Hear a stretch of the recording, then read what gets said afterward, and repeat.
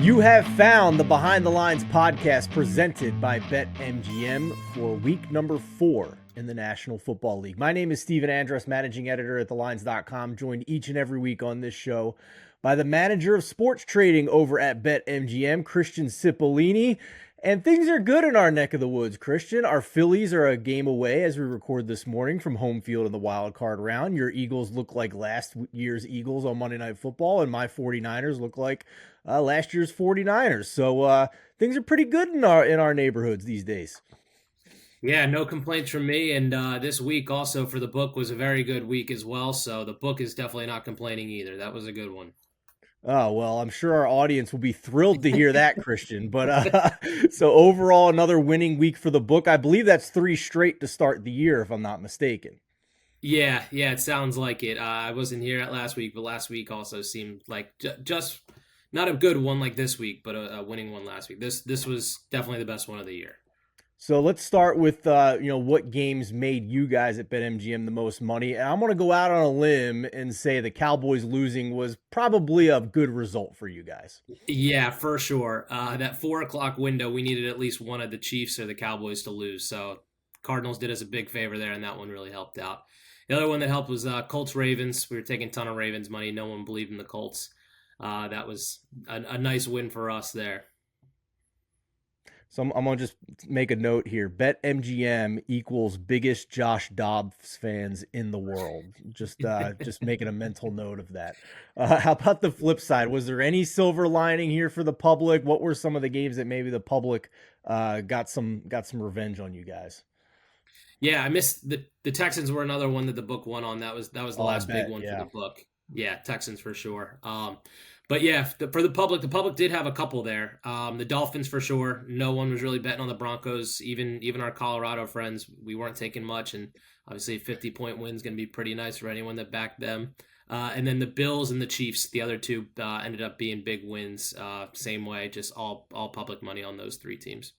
That's a really interesting note because we talk about the states all the time that BetMGM operates in. And in Tennessee, you get people just betting on the Titans nonstop. In Michigan, you're getting people betting on the Lions nonstop. Are you telling me that Broncos fans are among the smartest and most self-aware of the NFL, that even they know when their team sucks? It was either that or they already lost all their money with Colorado the day before. It's one or the other. They couldn't Oh, stomach man. another. I try to compliment them, Christian, and then you just twist the knife right into their heart. Coach Prime costed them money. In fairness, they made their money the first 2 weeks, so as long as they didn't go Yeah. all in, they're still ahead on Colorado. Everybody dumping on Coach Prime and the Colorado backers in the betting world. If they're doing it right, they're still up through the first 4 weeks of the college season, in fairness.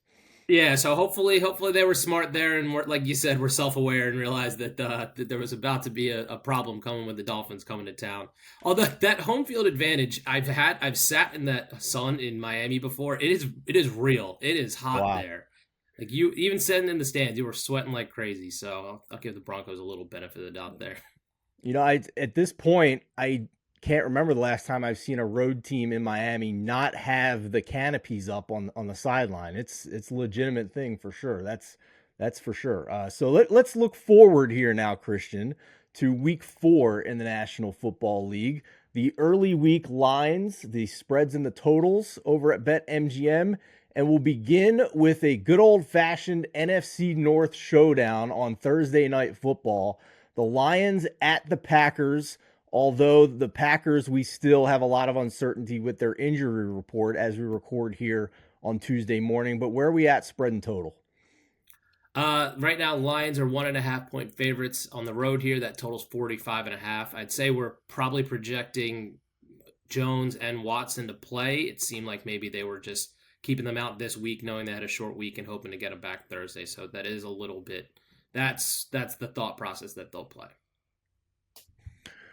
We'll see. We'll see. I'd be if they don't play, I'm going to be very interested in Detroit here under 3. That's for sure. I was pretty impressed. Now they were playing a team with a quarterback who apparently physically cannot throw a forward pass in Desmond Ritter, but nevertheless, I think that this Lions team showed me a little bit last week being able to kind of play a different style game than we've seen from them over the past year and a half, where if they're winning games, they're scoring a lot of points and just doing enough on defense to get by. So um, definitely an important one in that division for sure. I have Packers division futures there at 5-1, but I am concerned about how I can't figure out where I'm at here. So I will reserve judgment for more information, but I can't figure out if I'm okay with the way Jordan Love has played, getting some chunk plays here and there, but mostly inconsistent because he doesn't have his two best weapons on offense,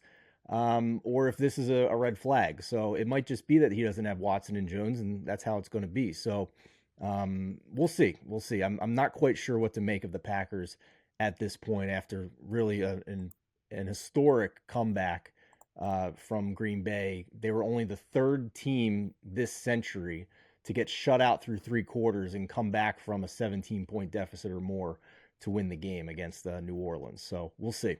London game this week, Christian, 9:30 a.m. kickoff. I guess the Jaguars are the home team, hosting, quote unquote, hosting the Atlanta Falcons. Yeah, their second stadium here in London. Jaguars are Yeah, 3-point Wembley, I favorites think, here for on this the one. Wembley neutral Stadium. home site for them.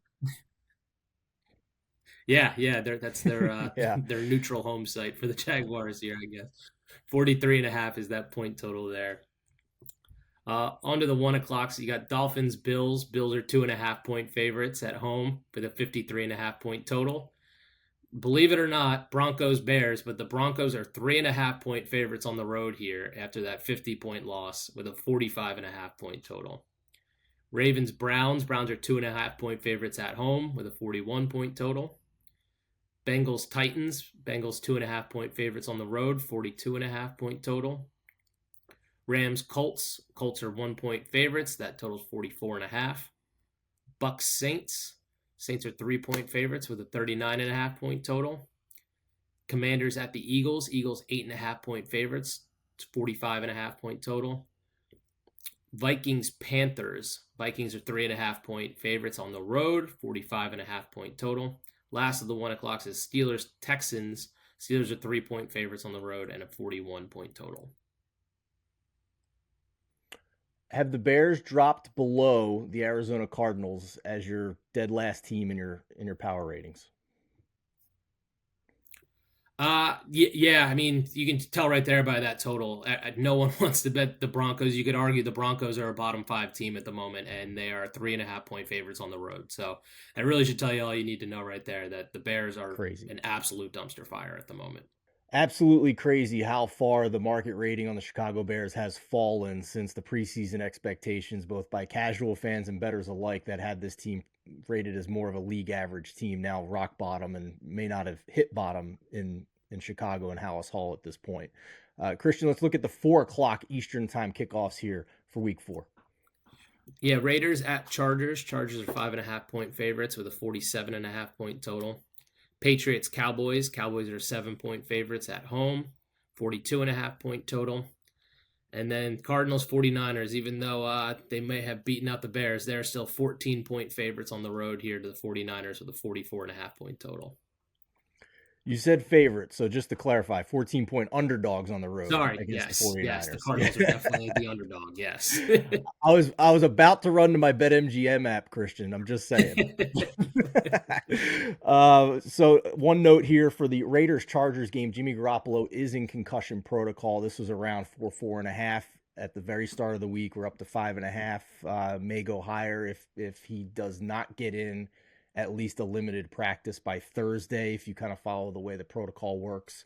Usually a DNP on Wednesday, try and get on the field, and you have to have a full participant, a full practice to clear the protocol. So he would have to do that by Friday, or he's not going to make it to get out of the protocol. So a note there. And believe it or not, it appears it would be Brian Hoyer. Somehow, Brian Hoyer might still get a start in the NFL in the year of our Lord 2023. And not the preseason star Aiden O'Connell. Why? I mean, what's the point of Brian Hoyer at this point? I don't get it. It should be Aiden O'Connell, but I don't think it would be. So Josh McDaniels, am I You're right, not wrong. Christian? You're not, yeah, you're not wrong. I don't know why you would do that. Oh man, from the guy that kicked the field goal down 8 with very little time left brings you Brian Hoyer in 2023. All right, I digress. Let's get to the primetime slate. No more Monday Night Football doubleheaders. We just have the one game on Monday night and, of course, Sunday Night Football as well. Yeah, Chiefs, Jets. Chiefs are 9.5 point favorites with a 42.5 point total. Obviously, they expected that Sunday night one to be a lot more entertaining than it's going to end up. And then Monday night, Seahawks, Giants. Giants are 1.5 point favorites at home, 46.5 point total. I assume the Jets have been another team where you've struggled to write tickets ever since Aaron Rodgers went down. Uh, yes and no. Now it's going to be that way. This week for sure we won't get it, but I think there was still some people that thought maybe that team was good enough and that Zach, maybe had a little bit of a turnaround and and the team could prop them up there. But now what you've seen, it's clear that I don't think many people are going to have confidence in him and in the team going forward as long as he's a starting quarterback. So I think this week will be the turn. You know, you're right. The number did hit 3 last week against New England. There was some resistance there to buy the Jets +3 at home, and it came back a little bit. So I'm mistaken on that for sure. But yeah, I mean, Patrick Mahomes this week. This poor guy Zach Wilson gets another shot. And the first 3 weeks are the Cowboys defense, the Patriots defense, and Bill Belichick, and now the upstart Chiefs defense, who might be top 5 in the league this year. Like, dude can't catch a break. I mean, No, he's no. terrible, but he can't catch a break with the schedule, Christian. No, for sure. Yeah, he needs to get the Cardinals on there, the Bears, something like that. For me, an early week bet may be Seahawks money line here. I haven't made a final decision yet. If I do, you can find it in the lines.com Discord. Go to our homepage, top right corner, click on the Discord button. And then if you want push notifications as well, anytime anybody on our staff locks in a bet, go to the Rolls server on the Discord and then click the emojis, and you will get those push notifications straight to your Discord app on your smartphone. I am just of the belief that the Giants just don't have any difference makers on offense, to be honest with you. Saquon's banged up, offensive line's banged up. I know the Seahawks defense hasn't exactly been amazing, but um, I, they have Tyler Lockett and Jackson Smith and Jigba and DK Metcalf, and the Giants have a shell of Darren Waller and Isaiah Hodgins. So that's kind of just where I'm at. It's a simplistic handicap, but I'm at the point where I'm not having as much faith in Brian Dable to overcome just the complete deficiencies on this roster. So, leaning Seahawks, haven't locked it in yet. If I do, it will be in the Discord. Christian, before we wrap up here, I want to ask you one more question. Every week at thelines.com, as we often talk about on this show, we have our power rankings. We do them a little bit differently with a betting angle. We don't look at who we think is going to win the Super Bowl at the end of the year. We just rank for that week and that week only, and who we would have favored on a neutral field if they played this week. And we're a little bit split on the Dolphins. Obviously, the entire staff at this point thinks they're a top 5 team in the NFL with what they've put on the field. The debate comes about how high in the top 5 should they be. So, in your opinion, you're on the sports trading desks, a lot of smart minds, including yours, setting the lines and by definition rating these teams. Where are you at? Where are you at on the Dolphins? Is this a top 5 team? Is this a top 3 team? Is this a top 2 team? Where do you weigh in on Miami? Yeah, I think today there's only 3 teams that would be ahead of them. That's the 49ers, Chiefs, and Eagles. Those be the only 3 probably on a neutral field. I mean, they did kind of start this last year. They came out firing, and then once Tua got hurt, they kind of didn't look the same after. But so far this season, obviously they're off to that flying start again, and they look very good. Obviously, 70 points is going to make anyone think that you have a very good team, but they do on both sides of the ball. Plenty of difference makers on offense. So I think right now only those 3 teams above them. That's interesting because right now for the line in Buffalo, you have Bills -2.5. So you are saying if you take away the home field advantage in that line, that I mean they're basically identical in the ratings. It may be a half point here or there, but at this point you have this basically as a coin flip matchup. Yeah, which the Bills are at home here, so yeah, if it was neutral, it'd probably be a little bit. I think this will also probably, this will probably end up staying a little bit where it is. But if anything, I'm sure we'll take some Bills bets here, or sorry, some Dolphins bets here this week too.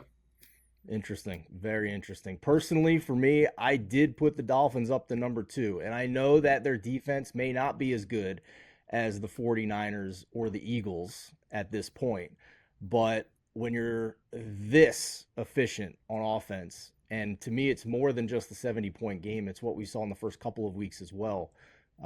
They weren't, scoring 30 plus against Belichick's defense on the road, but they still covered in that game. They covered as underdogs against the Chargers and did literally whatever they wanted on offense in that game as well. If you have this historic of an offense, and as long as the pieces are healthy here, you don't have to have an amazing defense. We've seen past Patrick Mahomes teams do that. Now, if they play Mahomes in a playoff game, then yeah, I'm going to have Mahomes favored because he's Mahomes and he has a good defense this year. But short of that, at this point, I think I have the Dolphins as my number two team in the NFL right now, as long as all those pieces are healthy. And don't forget, they put up 70 without Jalen Waddle, which is insane.